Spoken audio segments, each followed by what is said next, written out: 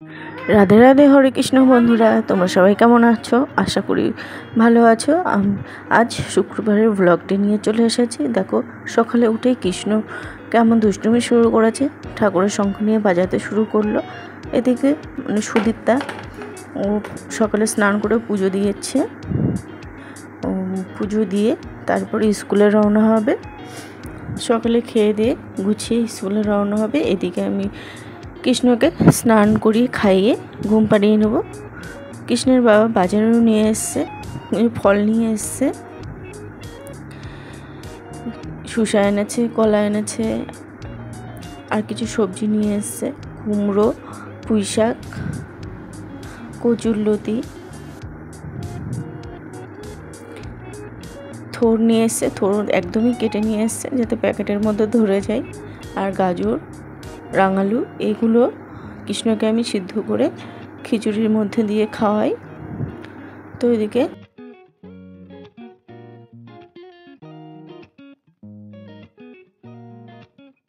আর নিয়ে এসছে মুসুর ডাল। মুসুর ডালটা ফুরিয়ে গেছিলো। এদিকে ফল নিয়ে এসছে, আপেল, আম, নাশপাতি, এগুলো কৃষ্ণকে আমি খাওয়াই। তো বন্ধুরা, এবার এদিকে সোনামা পুজো দিচ্ছে ভাইকে নিয়ে, ওকে ফুল দিচ্ছে ঠাকুর চরণে। তারপর ও গুছিয়ে স্কুলে চলে যাবে। হাই বন্ধুরা, এখন থেকে ব্লগটি শুরু করছি। কৃষ্ণকে খাইয়ে স্নান করিয়ে ঘুম পাড়িয়ে দিয়েছি এবং সোনামা সুদীপ্ত স্কুলে গেছে। এবার আমি দুপুরে রান্না করব। এদিকে বাইরে বৃষ্টি শুরু হয়েছে। দেখো, বাইরে বৃষ্টি শুরু হয়েছে, ঝিরঝির ঝিরঝির করে বৃষ্টি হচ্ছে।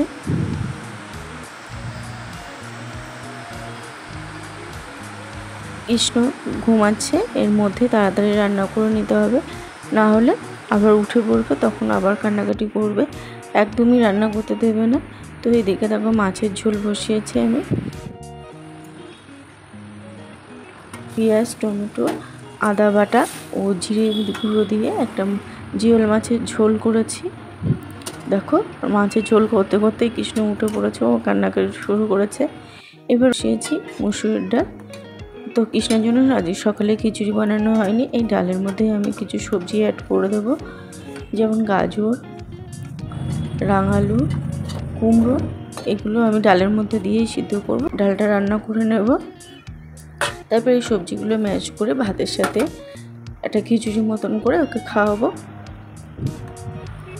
কিন্তু এখন রেডি হয়ে গেছে এগুলো। এদিকে ছাদটাও একটু ভিজে এসছে, বৃষ্টি হয়েছিল যেহেতু। তো দেখো, কৃষ্ণকে নিয়ে একটু ছাদে ঘোরাঘুরি করছি রান্নার ফাঁকে। এরপর কৃষ্ণের খাবারটা রেডি করে নিয়েছি। দেখো, সব কিছু ভাত দিয়ে ডাল দিয়ে ম্যাশ করে নিয়েছি। কিন্তু কৃষ্ণ দেখো, ও কাজু কিশমিশের কোটো নিয়ে অনবরত কাজু কিশমিশ খেতে শুরু করেছে। তারপর দুপুরে খাওয়া দাওয়া করে নিয়েছি। সুদীপ্তাকে স্কুল থেকে বাবা আনতে গেছে। তো দেখো, সব চলে এসছে রাস্তায়। ছাদে ছিল কৃষ্ণ, ও দেখে খুবই চিল্লানো চেঁচামেচি শুরু করে দিল। দিদি যখন স্কুলে যায় তখন ওর মনটা খুব খারাপ হয়ে যায়। সুদীপ্তাও খুব টায়ার্ড হয়ে বাড়িতে চলে এসছে। আবার পড়তে যেতে হবে। খেয়ে দিয়ে একটু রেস্ট নিয়ে আরও টাইম পাই না তেমন।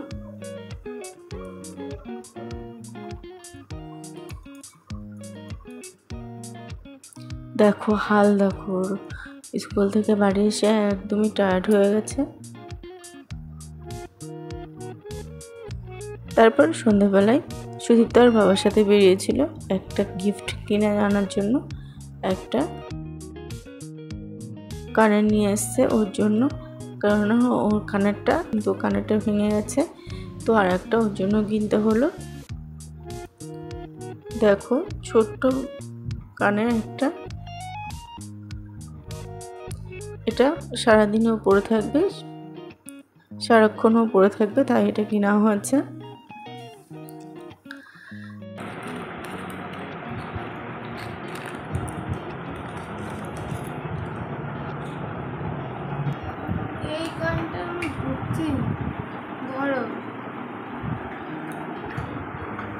একটা বিস্কুটের প্যাকেটও নিয়ে এসছে।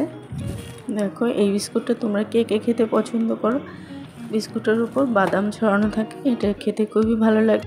তো করছি, তোমাদের ব্লগটি কেমন লাগলো অবশ্যই কমেন্ট করে জানিও।